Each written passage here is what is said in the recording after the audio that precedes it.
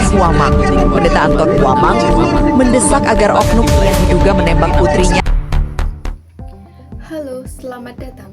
Pada kesempatan kali ini, saya akan membahas salah satu dugaan pelanggaran hak asasi manusia yang terjadi di Papua pada tahun 2026, yaitu kasus meninggalnya Nalince Wamang. Kemarin dia naik bukan libur tapi perang itu yang dia SMA kelas 3. Ya. Dia naik 1 hari di camp. Siang itu sama-sama dengan saya, baru saya ke camp sebelah. Mama dorang ada minum kopi, mama ada 3, sama ada perempuan ada 4. Anggota masuk itu tidak ketok pintu. Dari pintu dalam, dorang tembak di dalam. Maksudnya masuk di mana? Masuk di camp. Dorang berdiri di pintu camp, mereka tembakan dalam, tembak di dalam rumah camp. Sampai ada perempuan 2 kena luka, tidak bisa bergerak. Mama ada di camp itu atau dengan dari orang? Ya? Mama, saya sendiri. Ada di camp situ? Iya. Baru dari situ ada perempuan 2 kena luka, yang ada perempuan yang ini dia kena tembak juga. Makanya dia lari ke balai hutan. Anggota kejar baru sudah kena luka tapi mereka tembak. Yang mama dorang dapat tahan. Ada perempuan dia hilang itu kemarin dapat di bawah. Saya sendiri saya lari itu sampai di rumah di bawah. Oh, lari dari Ujabing ke Kimbeli? Iya, Kimbeli. Setelah ke Kimbeli, sudah pagi jam 7 saya naik lagi kembali cari ada perempuan. Ini yang kecil itu yang dapat. Saya kirim ke rumah sakit, saya kembali lagi, saya bilang ada perempuan. Ada lihat kan tidak apa yang kemarin itu. Ada perempuan bilang tidak apa yang kemarin dia lari arah ke Kalung. Jadi saya sendiri naik sama-sama dengan ini orang-orang mengangkat itu, orang yang luka-luka. Sendiri naik cari tidak ada. Saya datang kemarin ke sini Kapolsek.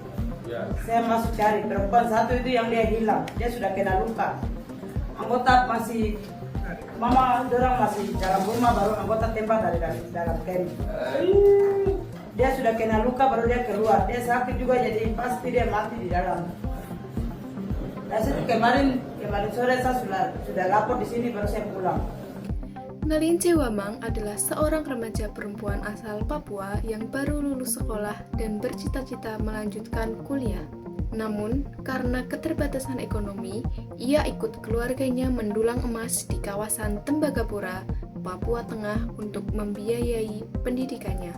Namun naasnya, pada tanggal 7 Mei 2026, Nalince Wamang menjadi korban penembakan saat aparat keamanan melakukan operasi di kawasan pendulangan emas Mile 69 hingga Mile 71, distrik Tembagapura. Keluarga korban menyatakan bahwa Nalince bukan anggota kelompok bersenjata, melainkan warga sipil yang biasa yang sedang bekerja membantu keluarganya. Kematian Nalince Wamang kemudian memicu reaksi masyarakat Papua. Sejumlah mahasiswa dan warga meminta pemerintah mengusut kasus tersebut secara adil dan transparan.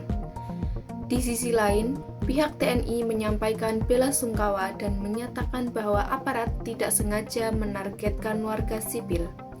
Kasus ini berkaitan dengan hak asasi manusia yang dijamin dalam Pasal 28A Undang-Undang Dasar 1945 yang menyebutkan bahwa setiap orang berhak untuk hidup dan mempertahankan kehidupannya. Selain itu, Undang-Undang Nomor 39 Tahun 1999 tentang Hak Asasi Manusia juga menegaskan bahwa setiap orang berhak memperoleh perlindungan atas hak hidupnya. Apabila jika terdapat dugaan pelanggaran HAM berat, maka penanganannya dapat mengacu pada Undang-Undang Nomor 26 Tahun 2000 tentang Pengadilan HAM. Kasus Nalince Wamang menjadi pengingat bahwa masyarakat sipil sering menjadi korban dalam konflik yang berkepanjangan di Papua.